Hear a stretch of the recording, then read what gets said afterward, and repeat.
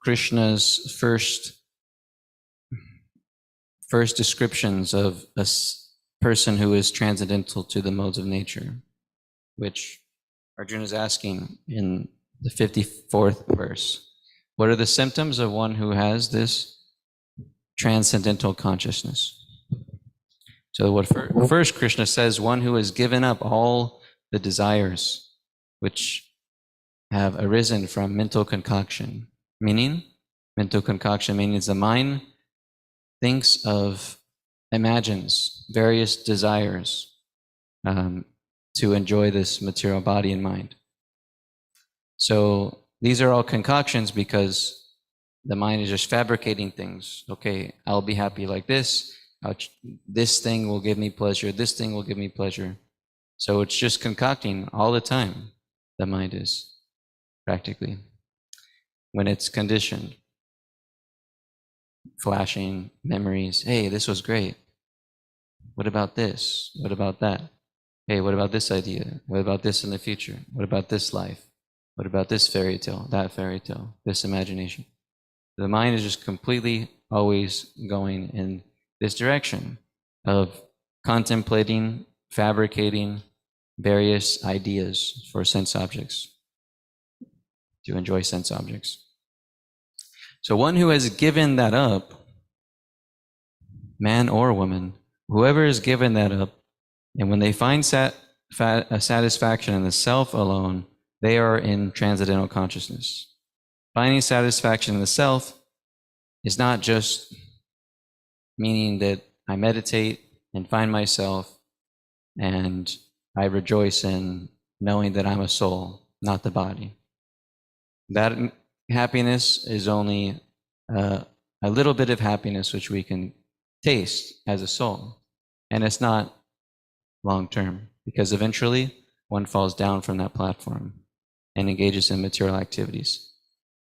But this means when we take satisfaction in the self, it means we really become satisfied and situated in this aikyutiya pratiyata yayatma supersedity, which is explained that we render unmotivated and uninterrupted service to Krishna. And in that state, that is where we will find full satisfaction, the Atma Supersediti. So, to whatever degree that we are not feeling satisfied, it is because we are not unmotivated and uninterrupted. Because that's the criteria. So, we cannot escape the linking with the divine consciousness or Krishna. So it's not that we can just find full satisfaction without Krishna, or Krishna, meaning without Krishna means everything that Krishna is, which is everything. And Krishna, when we speak about Krishna, we also include his form, qualities, pastime, devotees. But these are all included because they're not different from Krishna. So we find satisfaction with those, then we can have this peace. First, when we water the root of the tree, then everything, all the branches and leaves get nourished. So we have to link ourselves with Krishna, then we can find satisfaction in the mind. How can we do that? How, as neophyte devotees or beginners on the path, we're struggling with this aikyutiya pratiyata, right? This unmotivated, uninterrupted service. We are trying to strive for that, but we have so many obstacles in our way, so many anarthas, or unwanted things in the heart, which prevent us from actually giving all of our energy to devotional service. And it's an interesting thing because we might intellectually know that this is where the nectar really is, performing devotional service. But we have these material desires, and we're thinking, okay, I know this isn't good for me. I know this material pleasure is not good, but let me try to enjoy it. We mostly do it out of habit of habitual thoughts, conditioning, we have some momentum towards it already, enjoying matter in all various ways. It could be gross or subtle. So we have that momentum, but at least now we have the understanding of the direction to go. But it might take some time to actually purify ourselves enough to where we really become realized and we actually apply fully, going fully for devotional service. So it takes time and purification. And as we just continue with the process, gradually, we will get there. That is basically all we need to do, is continue the process of devotional service. Because it's purifying. Every moment in devotional service, in which we are performing devotional service in our lives, especially when we are following the 4 regulated principles and chanting 16 rounds, this is the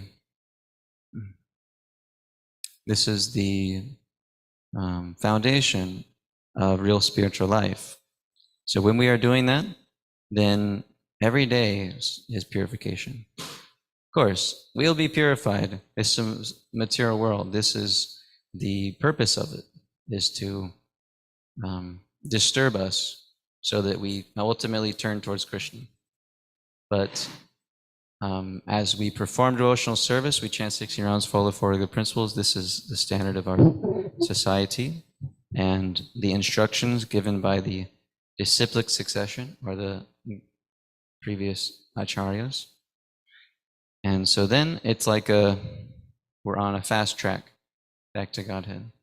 And Srila Prabhupada said that if we simply strictly follow this, chanting 60 rounds, 4 regulated principles, then we will actually go back to Godhead next life. So it's a general instruction. So if we're not there, which some of us might not be, we're not fully there, able to do that, still, whatever we are doing, that is great. And it's just a matter of trying to improve towards that standard. And those that are even following that standard are thinking themselves to improve that standard of practice. So all of these activities that we do, which is in relation to Krishna, the mind can find satisfaction in. So it's not that we have to wait until we're fully purified to feel some satisfaction. Otherwise, practically none of us would be here.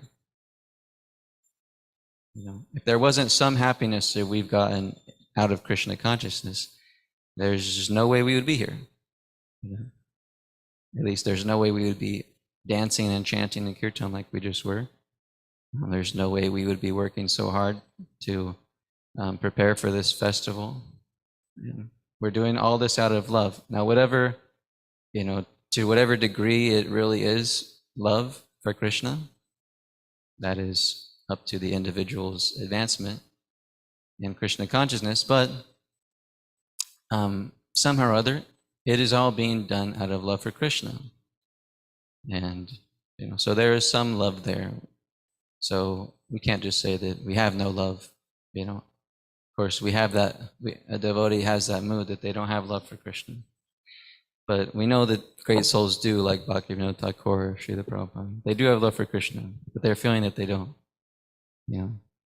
But there is some in love and chanting about Krishna and working hard for Krishna.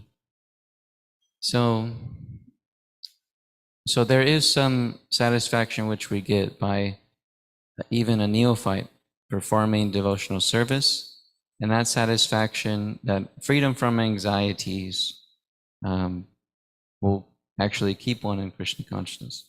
If one is too disturbed in mind by material desires, too disturbed by the pangs of material life, then it's very difficult to make progress. And this is a symptom of Kali Yuga, is hypadritaha, that everybody is always disturbed. There's so much disturbance, right? It's like unlimited in this age of Kali. Disturbance And we may not recognize it, but so many things cause disturbance for the mind in a material way. And especially our society, which is basically running off the principles of hedonism and the desire for profit or profit, adoration, and distinction, more or less. So therefore, the common people are plunged into hedonistic ideals or pleasures. They have hedonistic values. Whatever you enjoy is fine, as long as you don't harm other people and you live a happy life. Then that's good. This is the philosophy of some people. There's some moral values people have. But the problem with hedonistic society is so much endeavor has to be had. Prayas. Kazatyahara prayasascha. From this this atyahara, this desire, this endeavor, or this desire, this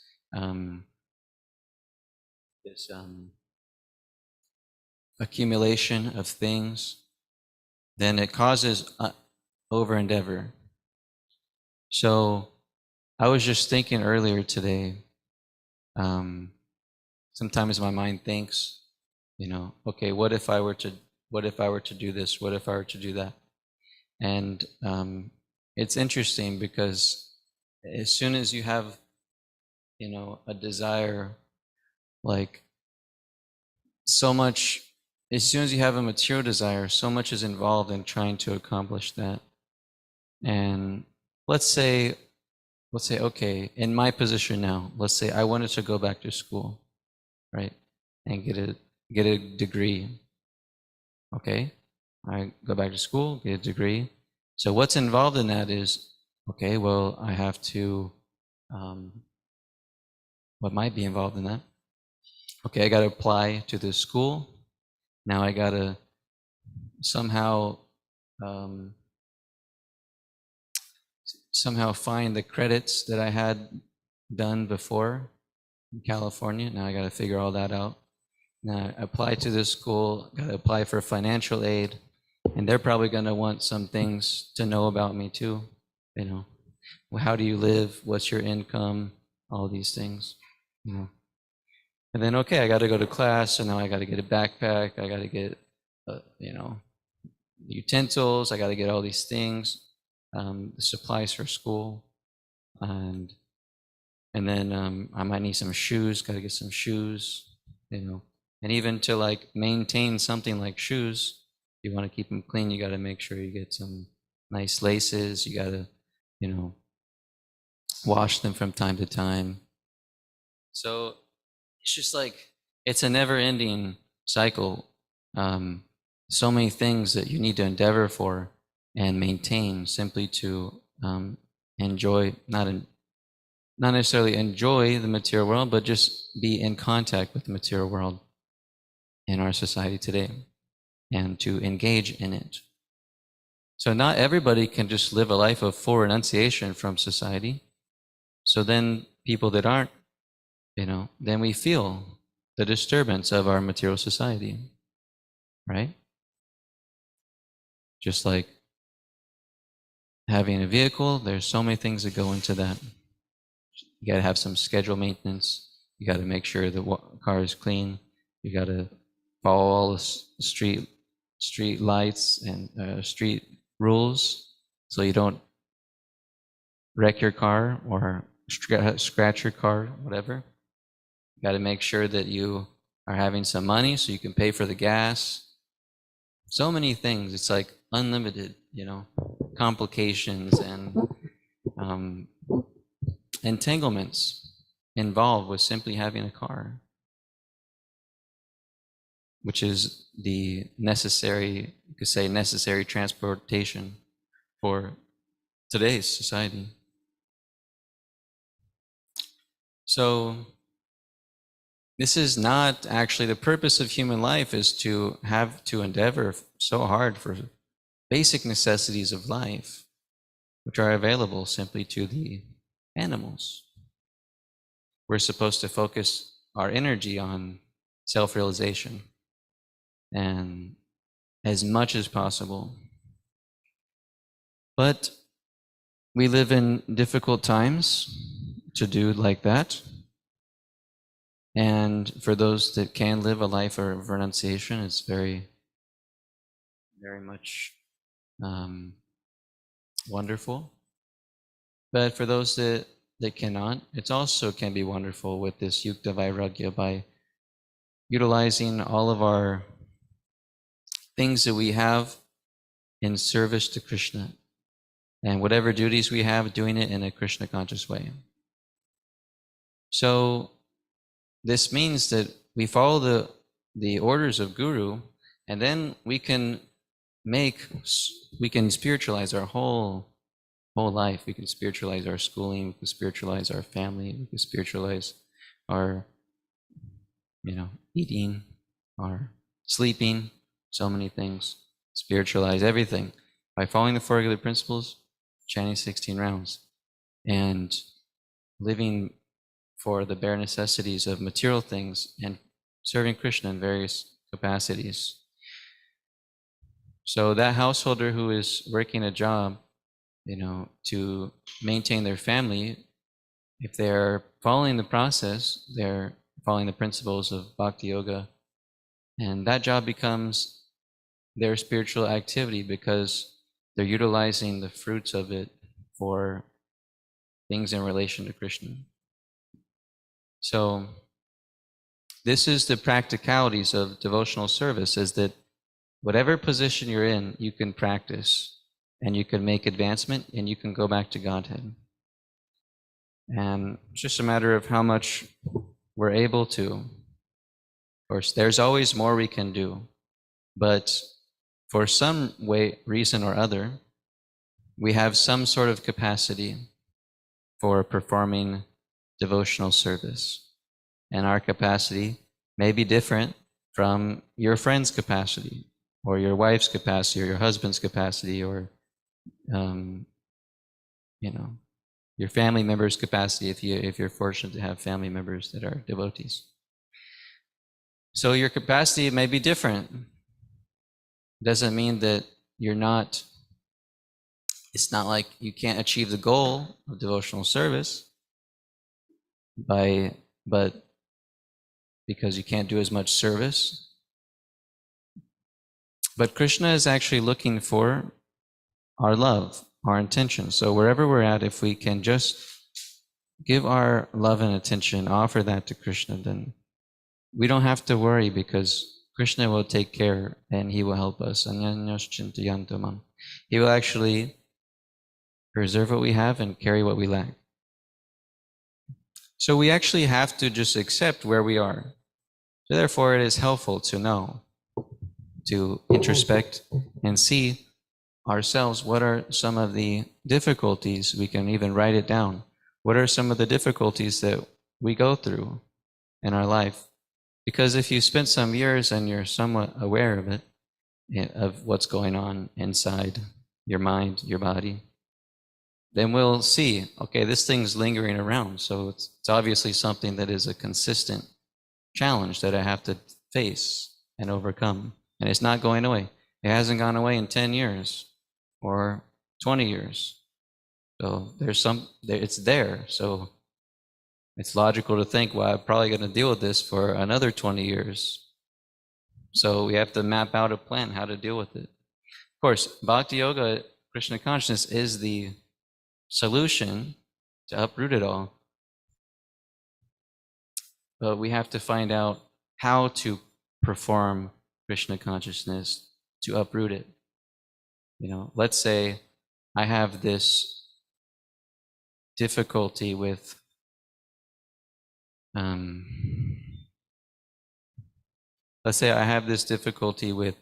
being greedy or pakoras.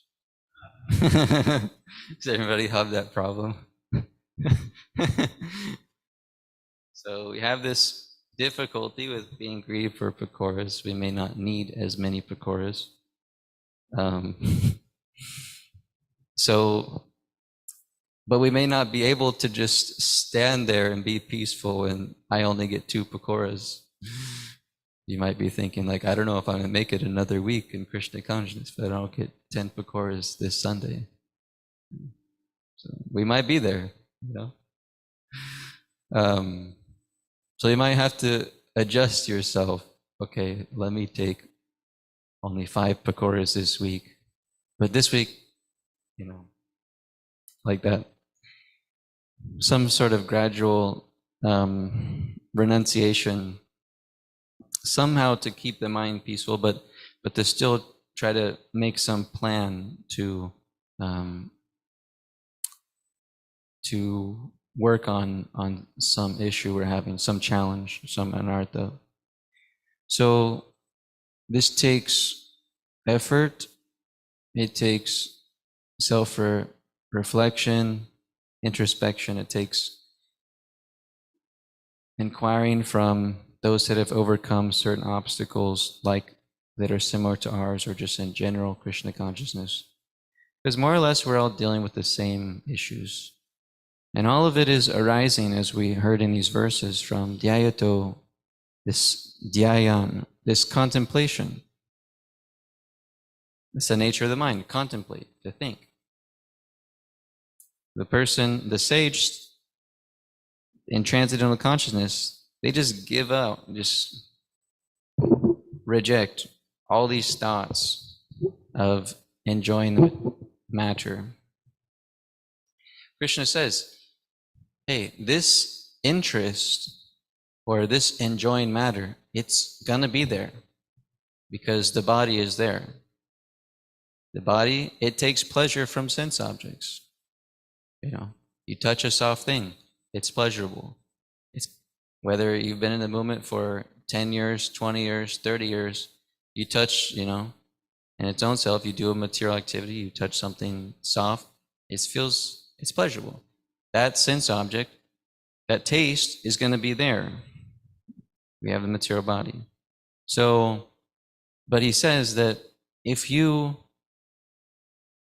get a higher taste, then you can actually give up that desire for that pleasurable material experience, which is having this body come in contact with the sense objects.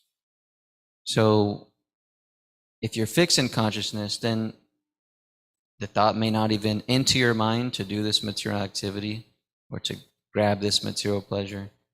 It may not even enter your mind, or it may enter your mind, but instantly you don't give it any recognition, any thought. It's like, no, forget about that. So how do we get that higher taste? Well, we have a kirtan like we just did, or or we have loving exchanges with devotees, because that is actually what gives a higher taste as well. And we have a strong, steady spiritual practice, especially this morning program, this morning sadhana, and specifically chanting our rounds. So when we have those as a steady foundation, then we'll at least be maintaining some higher taste. We may not be in bliss all the time, not ever thinking about material desires, totally in ecstasy. If you're there, that's amazing. Please tell me how to get there. But more or less, we're all kind of like, in and out of the higher taste. Sometimes it's there, sometimes it's not. So, but by staying focused on our principles, 16 rounds, 4 other principles for those that are at that level, we stay steady with that, we have sufficient protection from Maya. But we can't just stay there. We have to always be trying to improve. So,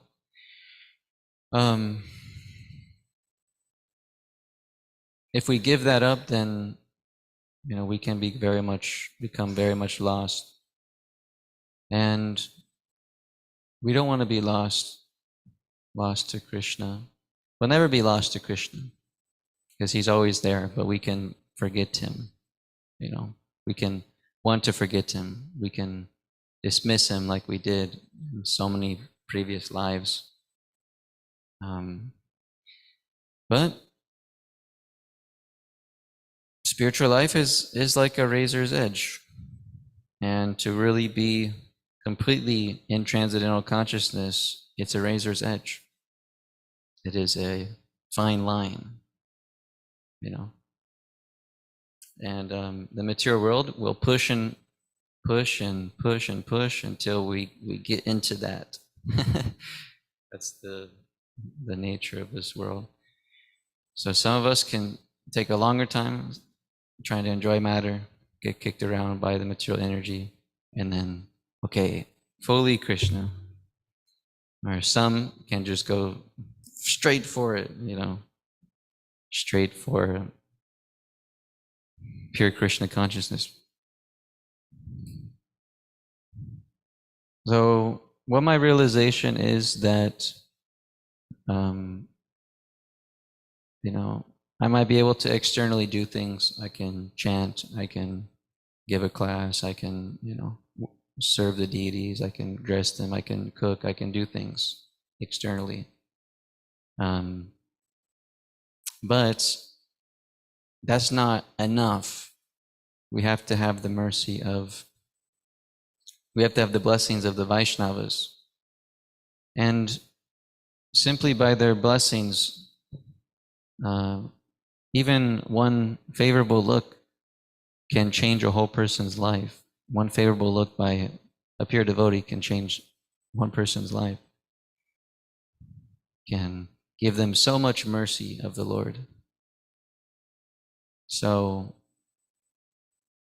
yeah, any advancement that has been made in my life has just been from the mercy of the devotees, especially the very advanced devotees.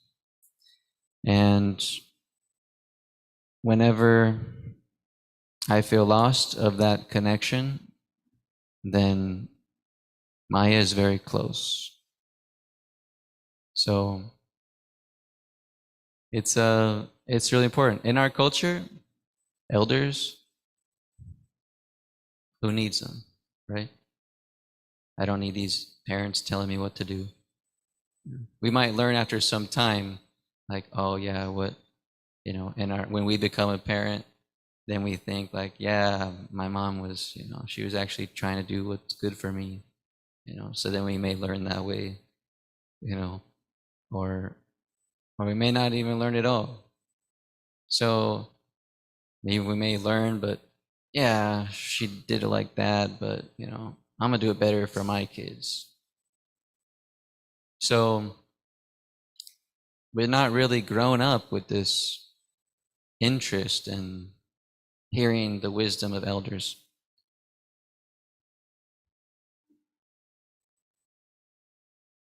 That is somewhat reasonable because the elders we have are not necessarily very wise. Very Krishna, practically no one is Krishna conscious in America, very small percentage. But we have access to that. So, and it's amazing because we can see that we can really observe a person who is Krishna conscious and how different they are from your normal materialistic person. So that's the essence of getting this steady mind and being free from disturbance is getting the mercy of Guru and Krishna. And all these other things, they will naturally take place. All the advancement will naturally be made. The mind will be peaceful, the satisfaction, by focusing on that one principle of getting the mercy of Guru and Krishna. So these are some thoughts about these particular verses. Like I said, these verses are very nice. They're very interesting to think about. And of course, getting the mercy of Guru and Krishna, it doesn't necessarily mean that we don't have to do much. We just say some pleasing words to the Guru or to the senior devotee, and then you're blessed. You don't have to do anything. I just chant,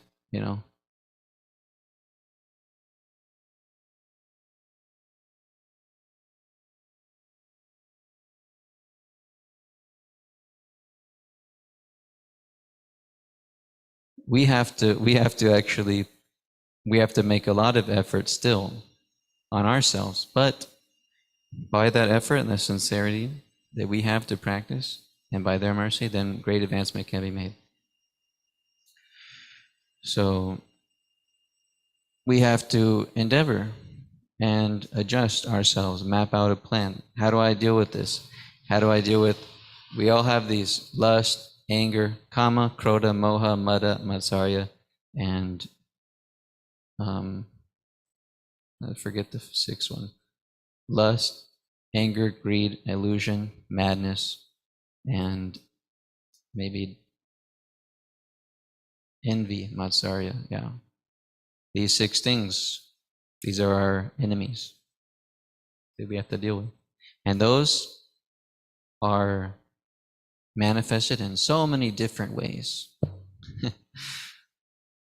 So we have to uproot those by the process of Krishna consciousness. And being Krishna conscious means we're conscious of the challenges we have, and we try to make some plan. The intelligence is meant for that function, right? Let's say in the material world, somebody has a desire to, let's say you're a teenager, no, that's a little bit graphic. Let's just say you have a desire to go to a concert, So we go to a concert. Now your intelligence is going to start thinking, okay, how are we going to get there? Drive there? Does the car have gas in it? Okay, yeah, it does. Who am I going to go with? How am I going to buy the tickets? What am I going to do when I'm there? Should I bring a bag? Should I not bring a bag? All these thoughts, it's all the intelligence, like thinking, trying to make some plan. So we do that all the time. It's the function of intelligence: discriminate different ideas, try to execute some plan. So,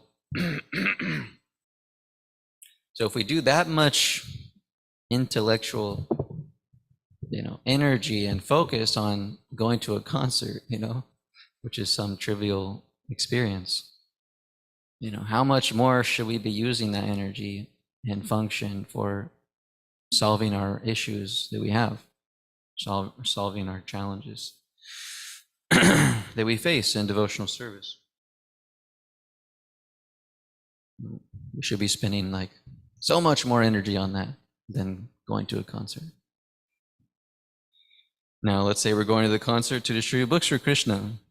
So that is part of the plan, to perform service and purify ourselves. So intelligence has to be used. And when one, as Krishna says in the 59th verse, if one uses, not 59th, 62nd, one uses that intelligence, if one contemplates the objects of the senses, which are contact with the body or mind with material sense objects, then eventually you lose your intelligence and then you fall into the material world. So we don't want to get to that point, right? But if we use our intelligence to think of Krishna, then we get attraction for Krishna. We get desire, thinking, feeling, willing. We execute plans for attaining Krishna consciousness, like that. So it's a big responsibility. This knowledge we've been given, and those of us who have awakened to it, which is pretty much everyone here, and some online, it's a big responsibility because we know what the right thing to do is.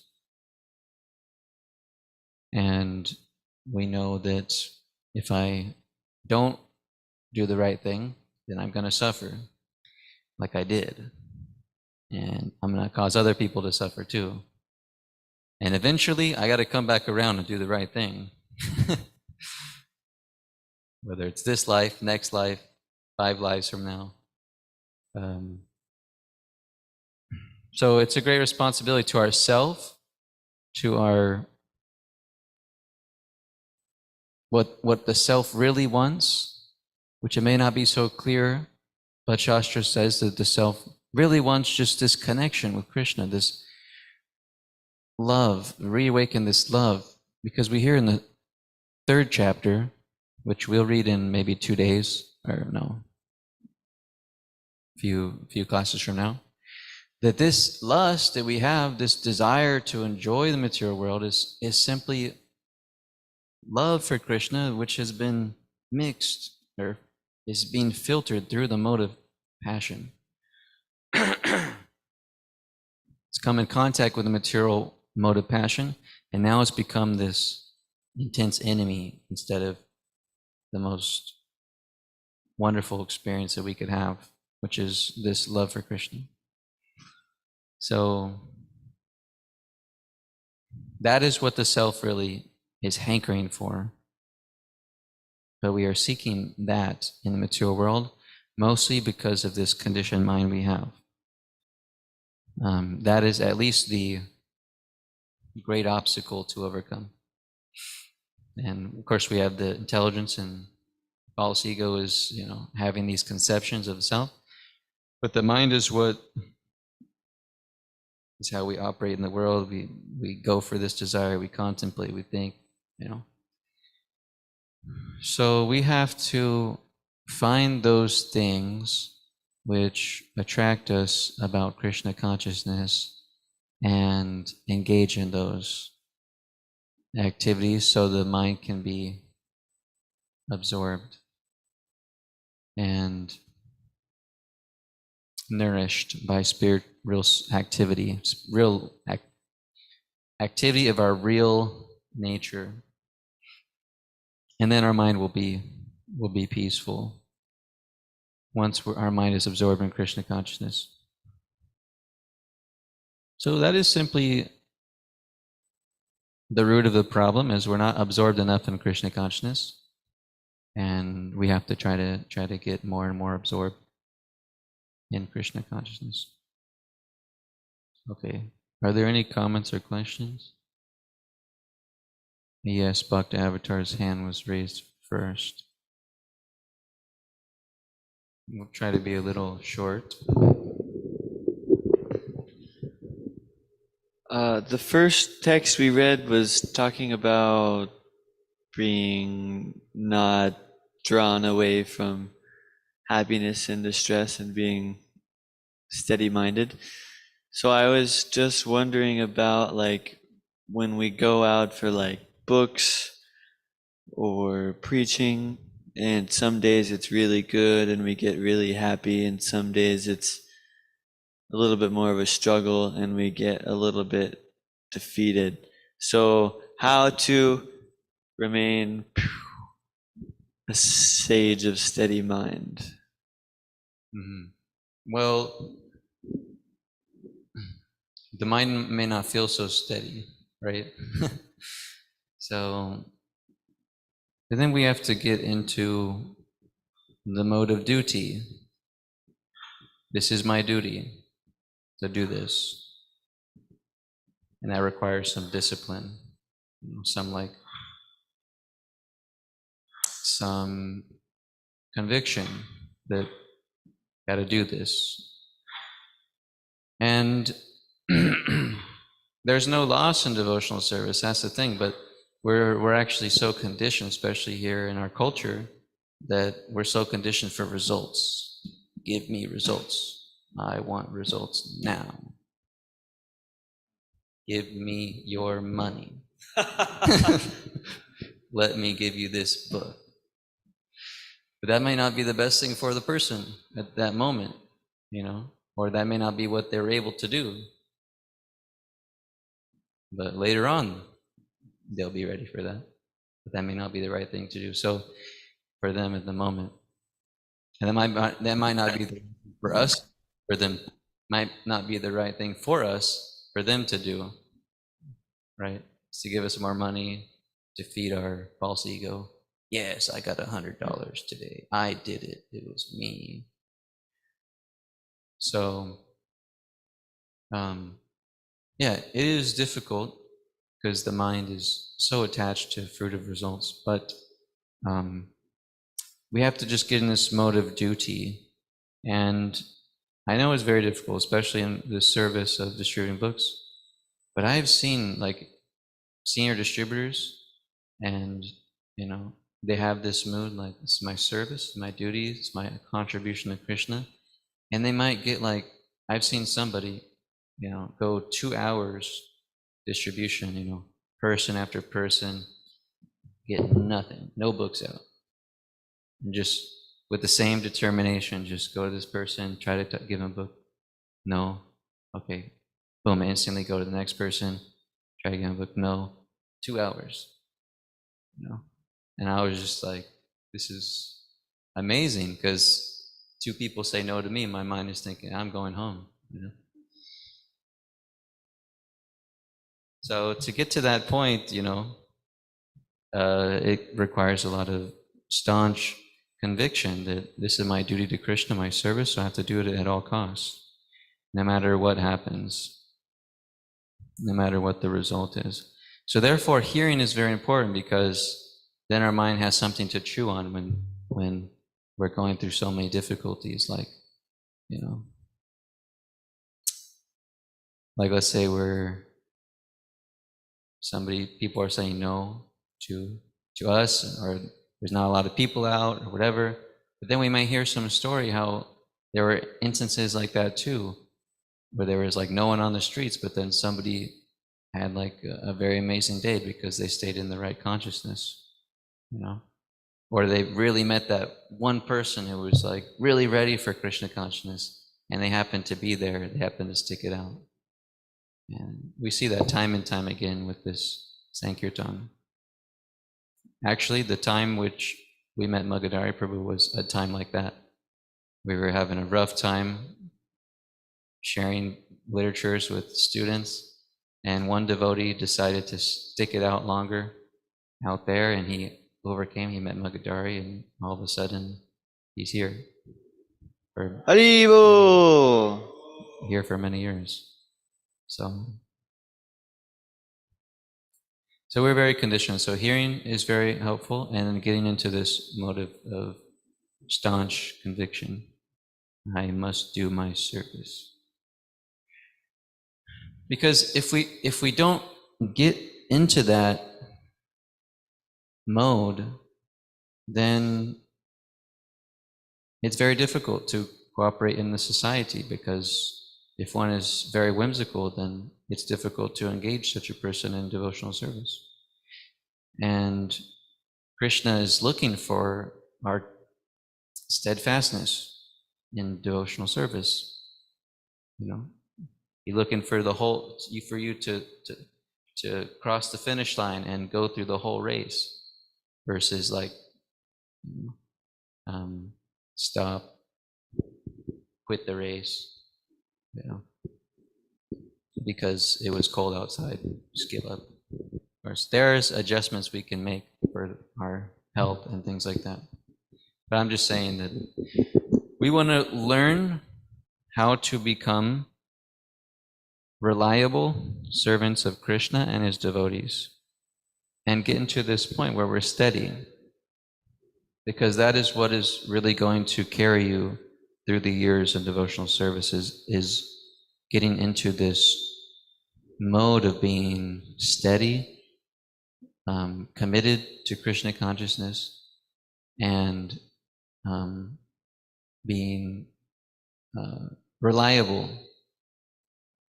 And you get so much mercy if you can learn how to become a reliable person in the society of devotees, because then you can go anywhere in the world and you can be engaged in devotional service, and everybody will want you to serve at their temple. Everybody will want you to be part of the community, and everybody will open their arms to you. So we really have to learn this, how to become reliable devotees of Krishna, and that means that we don't create so many unnecessary offenses to devotees also. That's a big part of it. So become a reliable Sankirtan devotee.